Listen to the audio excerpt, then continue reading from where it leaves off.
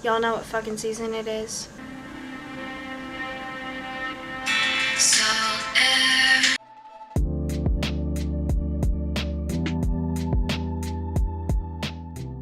Hey y'all, what's up? I'm Sabrina and welcome back to my book nug. To be honest you guys, I'm really not doing well right now. July has actually been absolutely terrible for me. This week, honestly this day, has already been terrible. I went to the dentist this morning and the right side of my mouth is still a little bit numb. So if it looks like I'm talking weird, that's probably why. I'm in the biggest reading slump of my life. I have not picked up a single book in like 3 weeks. I think I only read like 3 books this month and 2 of them were rereads. Point is, hot girl summer, it's failed. I start school next week. I want to die. Today, however, we're going to be tackling a new type of video. I've never really been that type of person where I plan out which books I'm going to read for each month. Like I sort of just have books that I want to read and when I get around to them, I get around to them. But I figured because I'm going back to school, I probably need to be more planned out. And I already sort of had like a list of books that I wanted to read when I go back to school, just because I feel like some books give back to school vibes, like the 2 weeks where it feels like you have your life together. I'm picking books out for those like 2 weeks. So yeah, we're gonna be going through my August TBR. So these are just books that I want to get through or at least start reading. Realistically, am I gonna finish all of them? Probably not. I don't even know if I'll be able to finish one, but the point of this video is positive vibes, manifestation. My life is going to be under control, starting with my TBR pile. So let's just get into it. Get into it. Also, ignore my bangs. Please ignore my hair. It's been in a bun all day. I went to work too. Like I said, I also went to the dentist. And it's a mess. Don't look at it. If you look at it, I will literally cry. I'm on the verge of crying.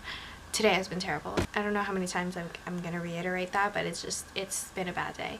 Enough rambling. Let's jump into the first book on my August TBR, The Idiot by Elif Botman. If you watched my Hot Girl Summer book haul, then you'll know I got this kind of back in June or July. But I still haven't gotten around to reading it because I've sort of been saving it. Like I said, I've been saving it for that back to school feeling. I don't know, I feel like this is like a smart person literary book. So reading it while I'm in school would make me feel better about myself, which is really stupid. Like, don't determine your self-esteem or self-worth based on the books you're reading. That's stupid, but I'm gonna do it anyways because I've already been doing it and I cannot break this habit. Point is, I really do want to read this book because like I said, it's been on my TBR forever. So I'm hoping to finally getting around to reading it in August. I also want to check out Either Or by Elif Botman, but I have to read this book before I decide if I want to buy any more of their work. I just also feel like it's such like a back to school book, you know what I mean? It's just like you either get it or you don't get it. I get it, but do you get it? Okay. Oh my god, my bangs just moved like a millimeter and it just got worse. How did it get worse? Oh, okay. So moving on to the next book, we have Bad Feminist by Roxane Gay, and this is actually a collection of like political essays on feminism and sort of tackles the theme of bad feminists, which is this term that's used to refer to people that feel like, you know, they're bad feminists sometimes because they don't completely align with the ideology sometimes, or they do things that make them feel like bad feminists. If any of y'all watched my Not Here to Be Liked book review, I actually briefly talk about this topic of like bad feminists and bad feminism or whatever, but I never actually got around to reading the entire collection. I only read like one essay. I think it was the main one, but I'm super duper excited. I actually got this book for free. Shout out to Thrift Books. Not sponsored, by the way. I just love that website so much. I spend so much money on that website that I'm literally like their highest membership level, and so every time I spend a lot of money I get more points and I get a reward for a free book. So I chose this for my free book. I was actually debating between this book and Sense and Sensibility by Jane Austen. I already have Sense and Sensibility, but it's in like this giant collection of 4 books by Jane Austen, so it's this one gigantic book and it's literally killing me to read it like that. I cannot handle it for some reason. Like I feel like I need my own little individual copy of it. I read Pride and Prejudice though, that way in the big 4-volume one, so I don't know why I can't read Sense and Sensibility. It would make me feel better if I had my own individual copy, but I felt like it would also be kind of wasteful to get another version of the same book when I literally already have it. I might just get an individual copy in the future or whatever, but for now I simply chose Bad Feminist by Roxane Gay. I'm sorry y'all, I'm messing with my bangs like every 2 seconds while I'm talking, and it's probably really annoying, but my bangs are annoying me even more so. I feel like with political books, it takes me a while to get through them just because it's so dense and like full of information that it kind of feels like I'm reading a textbook sometimes. So I like that this is a collection of essays because it's, you know, broken up into smaller articles that I can then read, which is also why I love a collection of short stories or just an anthology of any kind. I love those type of books. Maybe it's because I'm stupid or because I have an extremely short attention span, but I love it whenever books are broken up into little pieces, you know? I'm super duper interested in this topic, and I think it's a really interesting thing to discuss, so I'm absolutely thrilled that I got this book for free, and I'm super excited to walk into school reading this. People are gonna think I'm smart. Obviously, don't get books based on how you think others will perceive you. Again, that is a sick habit that you need to get rid of. So moving on to the next book, Homesick for Another World by Tessa Moshfegh. This was also another one of my books in my Hot Girl Summer book haul, and I've again been saving this book for, I guess, a good period in my life, and I'm really hoping that first 2 weeks of back to school is going to be that good period in my life. And like I just said, I love collections of short stories, which is why I'm really excited for this one. Right now, I've only read about 1.5 of Tessa Moshfegh books. So I have kind of high hopes for this one. I know I probably shouldn't because, again, no high expectations with going into books, but I am just super duper excited. Whenever I read, you know, short stories, I get super inspired to just like write them too, because I like to write and stuff. I've been saving it because I want to read it when I'm actually thriving, you know, when I'm being Sabrina again. Right now I'm in my flop era. I don't know who this girl is. She's not me. I don't know who we are right now. A bit of an identity crisis maybe, but it's fine. Did I tell y'all I ordered more hair dye? So I'm gonna be trying this other method, and I ordered all the stuff, and it's gonna be here Thursday, so hopefully by my next video my hair will look different. I don't know if it will work though. I have very low expectations just because my hair is so dark, and I'm still trying to avoid using bleach, but we'll see. Perks of Being a Wallflower by Stephen Chbosky. I haven't read this book in a hot minute. I'm also planning on rewatching the movie as well, just because both the book and the movies are such back to school vibes. You know what I mean? Maybe it's because I watched the movie for the first time when I went back to school like 2 years ago, but now I just sort of associate this book and that movie with that sort of specific time frame, I guess. Like I said, I'm gonna be in my era of getting my shit together, and this book, I don't really know if it falls under the category of books that will inspire you to get your shit together, but I think it's definitely a short read, which is super duper nice. It's only like 200 something pages, which actually sounds like a lot now that I think about it. I'm also hoping to go back and tab and annotate this book as well. As you can see, it's looking very naked right now, so I want to change that. Love Hypothesis by Ali Hazelwood. Now, did I just reread this book? Yes. Yes, I did. Actually, yes, I did.